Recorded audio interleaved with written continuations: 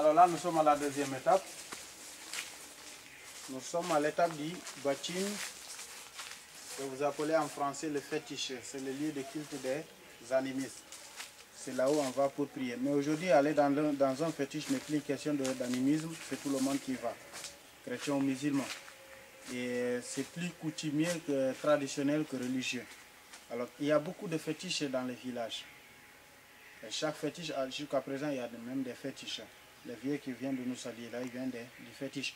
Chaque fétiche a son féticheur et chaque fétiche a son rôle à jouer dans la société Diola. Il y a certains fétiches où on va pour faire des prières. Alors, quand on fait une prière dans un fétiche et que vous voyez cette prière se réaliser, il faut savoir revenir pour dire merci. Et les remerciements se font avec des sacrifices d'animaux. Ça peut être un bœuf, un mouton, une chèvre, un poulet, un porc. La grandeur de l'animal va avec la prière qui a été faite. Alors, au moment du sacrifice, le fétiche n'a besoin que du sang de l'animal. La viande est mangée par les hommes et puis après, c'est le féticheur qui prend un os de cet animal qui va attacher là. C'est pour cela que chaque os que vous voyez dans un fétiche représente un animal sacrifié sur place. Alors, il y a aussi des fétiches qui jouent jusqu'à présent le rôle de juge quand il y a un problème entre deux habitants. Il y a aussi des fétiches qui jouent le rôle de protection dans les villages. Et c'est grâce à ces fétiches-là que nous vivons tranquillement ici. Il n'y a pas de voleurs au village. Au village, on ne vole pas. Alors, quand on va jusqu'à présent dans le village, il y a des maisons qui ont des portes, mais beaucoup de ces portes n'ont pas de série. Voilà. Il y a aussi un fétiche pour chaque village pour la circoncision des hommes. Une étape qu'il ne faut jamais rater parce que sinon, on n'est pas considéré comme un homme. Voilà. Il y a aussi un fétiche pour les femmes. Pas pour l'excision, parce que la base Casamance n'a jamais connu d'excision. Les fétiches de femmes, c'est là où on amène les femmes stériles. Parce que la femme stérile, elle est considérée à la première vie comme quelqu'un qu'on a envoûté, à qui on a jeté un mauvais sort. Alors quand on les amène dans ces fétiches de femmes, il y a tout un rituel qu'on fait là-dedans pour rendre à ces femmes leur fertilité. Et Gaston en sait quelque chose parce que sa maman est une des grandes dames qui font ce rituel. Voilà. C'est une maman qu'on considère comme notre maman du village. Voilà. Alors, la communication pour communiquer avec les fétiches ne se fait qu'avec du vin de palme. C'est pour vous dire quand on va consulter les esprits d'un fétiche, on amène quelques litres de vin.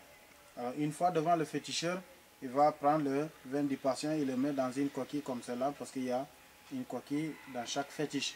Alors, il va mettre le vin là et puis après le verser au fond. Alors, le fond du fétiche, ça peut être un bâton, une pierre volcanique, comme le cas ici, ou une petite ermitière, toujours des choses naturelles parce qu'on dit que les fétiches marchent avec les forces surnaturelles. Voilà. Vous pouvez venir vous approcher. Alors là, c'est juste une représentation que nous avons faite. Hein. Voilà. Là, c'est une pierre volcanique qui est là. S'il faut, on doit communiquer avec les esprits, c'est là qu'il faut verser le vin. Alors pour aussi sacrifier un animal, c'est là qu'il faut verser le sang de cet animal. Voilà. Voilà. Vous n'avez pas de questions sur le fétiche? Non. Les esprits, est-ce que les esprits après se manifestent d'une manière ou d'une autre? Oui, ça dépend du fétiche qu'on a consulté. Chaque fétiche est habité par des esprits. Alors quand on va par exemple faire une prière dans un fétiche, après c'est ces esprits-là qui font tout le travail, essayer d'exaucer les prières du patient. Alors si par exemple aussi des fétiches qui jouent le rôle de juge dans les fétiches. Alors, quand il y a un problème, c'est d'abord il faut voir le chef de village et les plus vieux du village. Alors, quand ces derniers n'arrivent pas à régler le problème, qu'il faut aller voir les fétiches. Parce que pourquoi il ne faut pas y aller à la première minute parce que les conséquences sont très lourdes. Voilà. Parce que les fétiches, quand ils s'attaquent à une personne, c'est des mauvais sorts, des maladies qu'on n'arrive pas à trouver, à soigner à l'hôpital. Alors quand on se sent attaqué par des esprits d'un fétiche, parce qu'on a tort à un problème, il faut savoir revenir pour demander pardon. Et la confession se fait en public. Ah, d'accord. Alors si on ne se confesse pas, les esprits peuvent nous entraîner, ces maladies peuvent s'aggraver jusqu'à même ne conduire à la mort. Ah, d'accord. Ouais. Ouais, c'est les gens d'intervention que peuvent faire les esprits. Ouais. Je ne sais pas si j'ai un peu... Si, si. Je comprends tout à fait. Ouais. C'est comme quand on Donc, fait une prière, il faut savoir revenir pour dire merci. Quand on ne remercie voilà, pas, voilà. on peut être attaqué par les esprits. Mais il faut aussi que la prière soit juste, Exactement. hein, que ça ne soit pas quelque chose uniquement pour soi, Voilà. Ça j'imagine. dépend de ce que vous avez demandé.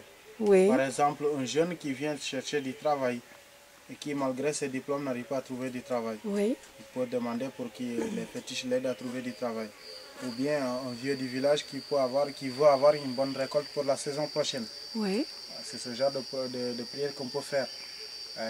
Les fétiches de femmes, c'est là où aussi les femmes peuvent faire des prières pour avoir, avoir des maris. Alors, c'est toutes ces choses qu'on peut demander dans des fétiches. Voilà.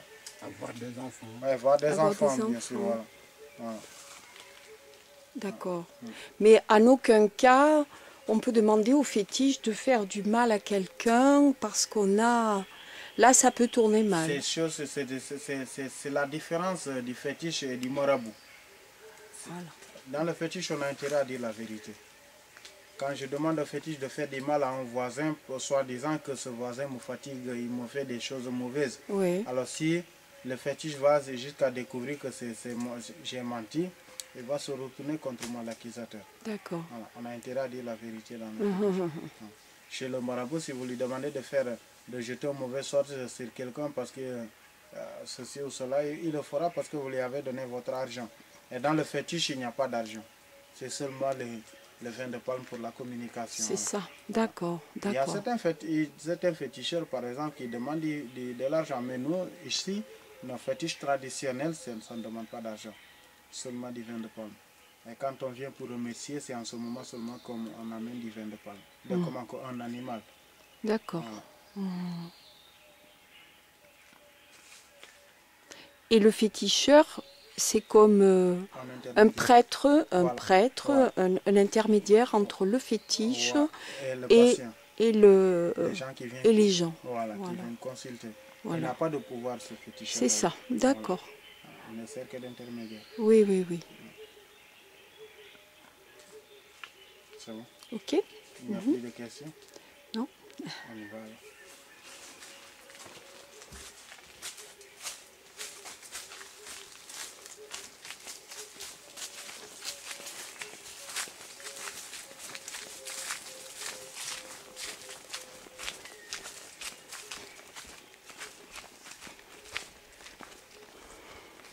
Alors là, nous sommes à la troisième étape, c'est l'étape de la récolte du vin de palme. Alors, pour récolter du vin, il faut que le palmier, là c'est le palmier qui est exploité pour faire du vin de palme. Ailleurs, il y a le rognier, on nous dit que c'est le rognier ou le dattier. Mais là, c'est seulement le palmier. Alors, pour cela, il faut que le palmier produise un ou plusieurs régimes. Parce que la récolte du vin se fait sur la tige du régime. Le régime, c'est le fruit du palmier, c'est quelque chose comme ceci. Alors, supposons que le récolteur va jusqu'à là-haut et atteindre le régime. C'est cette partie qui l'intéresse. Il va faire sa première incision là. C'est la tige du régime. Avec une lame comme celle-là, et il fait sa première incision pour faire couler une partie de la sève. Alors pour la récupérer, il va placer son entonnoir et sa bouteille. Son entonnoir qui est tissé avec les pales du palmier. Il le place sur l'incision qu'il a faite, elle le fixe avec un bâton et la bouteille aussi sera accrochée à ce même bâton. Elle sera suspendue de cette manière-là, comme ça. Alors cette sève qui va passer par là, par l'entonnoir et aboutit dans la bouteille qui va former le vin de palme. Voilà. Le vin de palme n'est rien d'autre que la sève du palmier. Alors quand il est cueilli le matin, il est complètement sucré. Oui. Et c'est en ce moment qu'il est préféré des femmes, surtout les femmes qui allaitent. Oui. Mais les hommes le préfèrent au bout de la journée quand il est fermenté. Voilà. Voilà. Et c'est en ce moment seulement qu'il peut rendre sous. Voilà. Voilà. Et sa fermentation, on ne peut pas l'arrêter. C'est pour cela quand il va jusqu'au 5e jour, il n'est plus buvable, il tourne complètement au vinaigre. Ah oui, Voilà. d'accord. Et on s'en sert pour faire une autre boisson qui est plus forte que le vin de palme. Ça se fait par distillation Oui. dans de gros fûts.